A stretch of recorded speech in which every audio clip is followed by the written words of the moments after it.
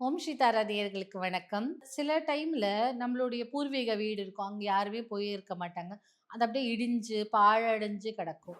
சில டைம்ல என்ன ஆகும்னா, செய்வினை செஞ்சதுனாலயோ, இல்ல ஏவல் செஞ்சதுனாலயோ, அந்த நபர்கள் அந்த வீட்ட விட்டு அவ்ளோ பயந்துட்டு ஓடி போயிருப்பாங்க. அந்த வீட்டுக்கு யாரும் வாடகைக்கே வரமாட்டாங்க.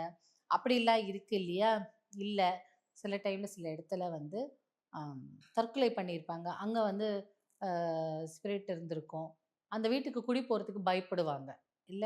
அந்த மாதிரி எல்லாம் இருக்கும்போது, நீங்க என்ன பண்ணலாம் அப்டின்னா, உங்க வீட்ட இல்ல அது உங்க வீடா இருந்தாலும் சரி, நீங்க வாடகைக்கு போன வீடா இருந்தாலும் சரி, இப்போ உங்க வீடா இருந்தா உங்களுக்கு வாடகை வரணும் தானே! அது வந்து யாருமே குடி போலனா அப்புறம் அந்த வீட்ல என்ன பண்ண முடியும்? சில டைம்ல என்ன ஆகும்னா, பாழடைஞ்ச வீடு, சில டைம்ல அந்த ரோடுக்கே முடியாது. அப்படிலாம் வந்து பிரச்சனையா இருக்கும்.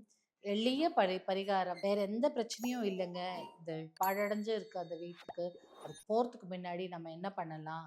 அப்படின்னு சொல்லும்போது, நீங்க என்ன பண்ணுங்க, எரும மாட்டோட யூரின் அத எடுத்துக்கணும். அப்புறம் ஆடு, ஆடோட யூரின். எரும மாட்டோட யூரின கோமியம் சொல்லுவாங்களா எனக்கு தெரியல. பட் எரும மாட்டோட யூரின் எடுத்துக்கணும்.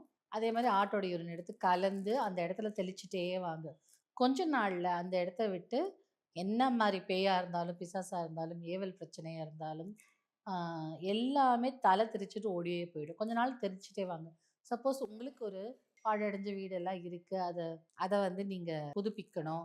இல்ல நீங்க ஏதாவது வாடகை குடுக்கணும் அப்டின்னும் பட்சத்துல, இத தெளிச்சுட்டே வாங்க. கொஞ்ச நாள் கழிச்சு உங்களுக்கே தெரியும் அந்த எனர்ஜி வேற மாரி இருக்குன்னு.